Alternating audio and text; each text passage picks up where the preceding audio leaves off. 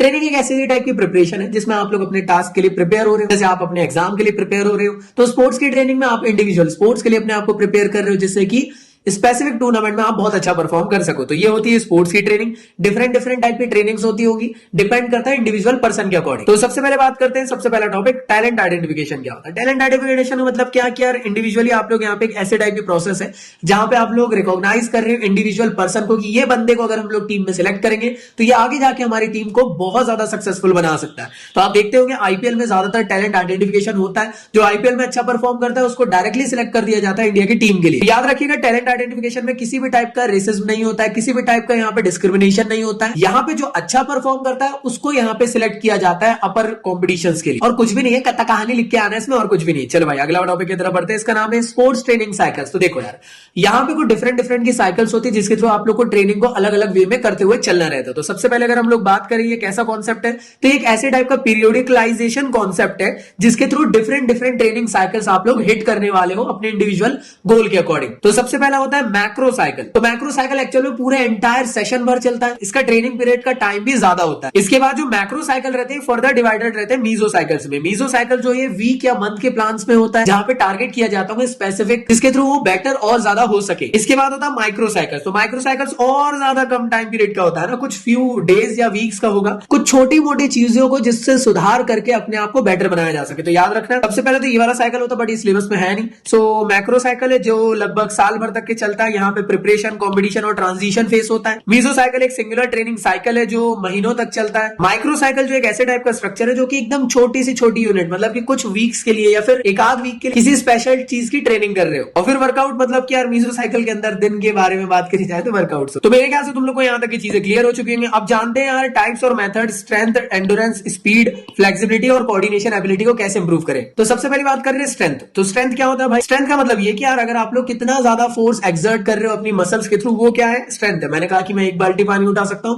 कोई 10 बाल्टी पानी उठा सकता है एक बार, तो वो डिपेंड करेगा उसके मसल्स कितना ज्यादा फोर्स एक्सर्ट कर सकता है। तो दो टाइप की आप लोग की स्ट्रेंथ होती है, डायनामिक और स्टैटिक। स्टैटिक स्ट्रेंथ एक ऐसे टाइप की स्ट्रेंथ है जहां पे आप लोग खड़े खड़े बिना किसी मूवमेंट के आप लोग स्ट्रेंथ लगाने की कोशिश कर रहे हो। इसे हम लोग वेट लिफ्टिंग में चेक कर सकते हैं, आइसोमेट्रिक स्ट्रेंथ भी इसको कहते हैं। अगर डायनामिक स्ट्रेंथ की बात करी जाए तो यहाँ पे आप लोग फोर्स को अप्लाई कर रहे हो रिपीटेटिव टाइम पीरियड के लिए, जैसे पुलअप्स, पुशअप्स। तो ये ऐसे टाइप की जो आप लोग की स्ट्रेंथ होती है इसे डायनामिक स्ट्रेंथ कहते हैं। इसके बाद आता है मैक्सिमम स्ट्रेंथ। यहाँ पे आप लोग मैक्सिमम फोर्स एक्सर्ट कर देते हो। इसमें हो सकता है शॉर्ट पुट में, हो सकता है वेट लिफ्टिंग में, हो सकता है। इसी के साथ साथ अगर मैं बात करूं एक्सप्लोसिव स्ट्रेंथ, तो एक्सप्लोसिव स्ट्रेंथ में क्या होता है? आप लोग को हाई स्पीड के साथ अपनी फुल पावर लगाना है। कहां से लगाई जा सकती है एक्सप्लोसिव स्ट्रेंथ? मालूम होगा, लेग से लगाई जा सकती है। तो जैसे आप जानते होंगे लॉन्ग जंप हो गया, हाई जंप हो गया, इसमें यार एक्सप्लोसिव स्ट्रेंथ लगती होगी। इसके अगर मैं बात करूं नेक्स्ट वो है स्ट्रेंथ एंडोरेंस। यहाँ पे आप लोगों को क्या करना है? मैंने कहा कि एक बाल्टी पानी उठाओ और 1 किलोमीटर चलो भी जाके, तो मतलब कितने लंबे वक्त तक के आप टिके रह पाओगे स्ट्रेंथ बाल्टी को उठा के, वो आप लोग की स्ट्रेंथ एंडोरेंस के बारे में समझाएगा, जिसके अंदर स्ट्रेंथ के साथ साथ एंडोरेंस की एबिलिटी को भी चेक किया जाता है। स्विमिंग, साइकिलिंग के अंदर देखा जाता है। अगली मैं बात करूंगी किस तरीके से आप लोग इंप्रूव कर सकते हो स्ट्रेंथ को। तो सबसे पहले आइसोमेट्रिक एक्सरसाइज। इस एक्सरसाइज को करके आप लोग को बाहर से देखकर तो नहीं लगेगा कि यार कुछ एक्सरसाइज हो रही है, लेकिन अंदर ही अंदर मसल्स वहां पे टोन अप होती है। जैसे आप देख सकते हो प्लैंक लगाए होंगे आप लोगों ने तो मालूम होगा आपको, वॉल सेट लगाए होंगे, तो स्क्वाट्स होल्ड लगाए होंगे तो आप लोग को पता होगा। क्लियर दोस्तों? इसमें ना डायरेक्टली आप लोग को मूवमेंट दिख नहीं पा रहा है कि यार मसल्स यहाँ पे ग्रो हो रही है,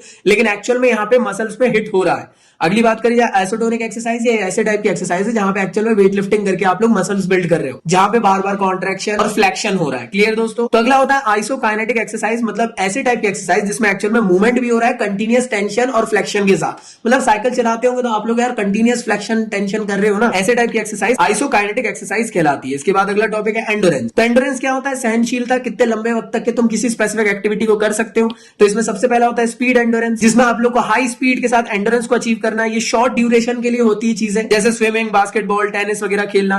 अगला है स्ट्रेंथ एंडोरेंस, जिसके बारे में थोड़ी देर पहले डिस्कस कर चुके हैं। लॉन्ग टर्म एंडोरेंस मतलब यहाँ पे आप लोग को लॉन्गर ड्यूरेशन तक के उस स्पेसिफिक एक्टिविटी को करना है, जैसे कि मैराथन, फुटबॉल खेलना, साइकिलिंग करना। तो कैसे हम लोग यार इंप्रूव कर सकते हैं एंडोरेंस को? तो सबसे पहले मेथड है कंटिन्यूअस ट्रेनिंग मेथड। इसमें आप लोग करोगे क्या? बेसिकली आप लोग को यहाँ पे दौड़ना है और कुछ भी नहीं, लंबे स्पान के लिए मैराथन टाइप। अब ये दो तरीके से हो सकती है, या तो स्लो या तो फास्ट। तो जो स्लो वाली मेथड है इसमें आप लोग को लॉन्ग डिस्टेंस को कवर अप करना है, 1 से 2 घंटे तक के आपको वर्कआउट करना है और 10 से 20 किलोमीटर की आप लोग की डिस्टेंस कवर अप करने वाले हो। फास्ट ट्रेनिंग मेथड की बात करी जाए तो यहाँ पे मिड डिस्टेंस आप लोग को रखना है, ज्यादा लंबी नहीं रखना है, लेकिन 15 से 40 मिनट के अराउंड में वर्कआउट होना चाहिए। 5 से 10 किलोमीटर आप लोग को दौड़ना। इसी के अंदर आता है वेरिएबल कंटिन्यूअस ट्रेनिंग मेथड, जिसमें कि आप लोग फास्ट और स्लो दोनों को यहाँ पे कंबाइन करके वर्कआउट करते हो। अगला होता है इंटरवल ट्रेनिंग मेथड। यहाँ पे एक्चुअल में आप वर्कआउट करोगे, फिर रेस्ट, फिर वर्कआउट, फिर रेस्ट, इस तरीके का इसका पूरा का पूरा मोटो होता है। ये सबसे बेस्ट मेथड है जिसके थ्रू आप लोग स्पेशली एंड्योरेंस को अचीव कर सकते हो। जैसे आप वर्कआउट करने जिम जाते हो तो वेट लिफ्टिंग किए, फिर 2 मिनट रेस्ट लिए, फिर वेट लिफ्टिंग किए, इससे क्या होता है ना, फैटिक जल्दी नहीं आता। तो अगला होता है फार्टलाइट ट्रेनिंग मेथड। एक ऐसे टाइप की ट्रेनिंग मेथड है जहां पे एक स्टार्टिंग पॉइंट दिया जाता है और एक एंडिंग पॉइंट, और पहाड़ में कहीं पे भी छोड़ देंगे, बोलेंगे कि जाओ अब अपने हिसाब से ट्रेनिंग करो। मतलब हो सकता है कुछ रास्ते आप लोग के खराब आए, कुछ आप लोग को सही मिल रहा हो,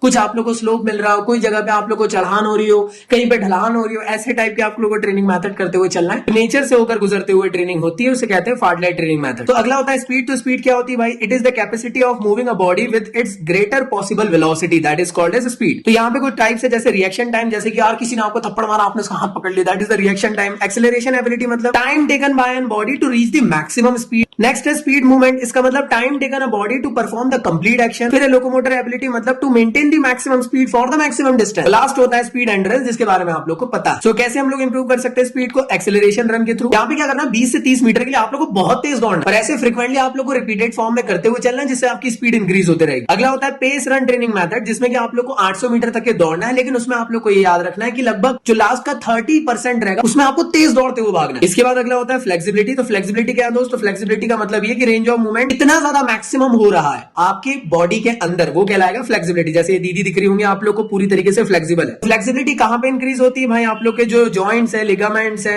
ये अगर सही तरीके से अच्छे से वर्क कर रहे हैं तो आप लोग की फ्लेक्सिबिलिटी बेटर होगी। फ्लेक्सिबिलिटी एक्चुअल में इंजरीज वगैरह से बचने के लिए बहुत ज्यादा इंपॉर्टेंट है। साथ में 2 टाइप की फ्लेक्सिबिलिटी होती है, एक होती है पैसिव, जिसमें कि मैक्सिमम रेंज ऑफ मोशन आप अचीव कर सकते हो विद द एक्सटर्नल हेल्प, और एक्टिव फ्लेक्सिबिलिटी, जिसमें आप लोग किसी की हेल्प नहीं लेकर खुद से आप लोग फ्लेक्सिबिलिटी कर रहे हो। नेक्स्ट होता है स्टैटिक फ्लेक्सिबिलिटी, जिसमें कि स्टेशनरी पोजीशन में रहकर आप लोग फ्लेक्सिबिलिटी अचीव कर रहे। देखते हो ना, खड़े खड़े टो टच करना, चक्रासन करना। डायनेमिक फ्लेक्सिबिलिटी में एक्चुअल में मोशन के थ्रू आप लोग फ्लेक्सिबिलिटी करते हो, जैसे जिम्नास्टिक डाइव। तो आइए देखते हैं इसको कैसे हम लोग इंप्रूव कर सकते हैं। सबसे पहले होता है बैलास्टिक मेथड, जिसमें कि आप लोग स्ट्रेचिंग कर रहे हो by swinging the limbs. Basically देखते हो ना, जिम जाते हो हाथ हाथ घुमाना चालू करते हैं कुछ लोग। अगला होता है स्टैटिक स्ट्रेचिंग मेथड, जहां पे आप लोग को slow slow slow slow slow stretching करते हुए चलना है। क्लियर दोस्त? इसके बाद अगला होता है पैसिव फ्लेक्सिबिलिटी मेथड। इसी की मदद से ट्रेनर आप लोग की फ्लेक्सिबिलिटी अचीव करवा के देते हैं ना, हाथ पांव खींच देते हैं, देखते होंगे जिम में, वो passive flexibility method training method. तो अगला होता है कोऑर्डिनेशन एबिलिटी। कोऑर्डिनेशन एबिलिटी का मतलब होता है जो भी स्पेसिफिक मूवमेंट आप कर रहे हो, अगर आप उसको प्रॉपर और एकदम सही तरीके से कर रहे हो तो वो कोऑर्डिनेशन एबिलिटी कहलाता है। तो सबसे पहला होता है एडेप्टिव एबिलिटी, मतलब ability to adjust the movement effectively based on the changes. अगला होता है balance ability, that means ability to protect the body in a stable position. Next होता है rhythm ability, ability to observe the rhythm of the movement and to regain the balance quickly. इसके बाद होता है reaction ability, मतलब ability to react immediately and quickly to a signal. और last में होता है couple ability, that means ability to combine the movement of different body part to perform the perfect sports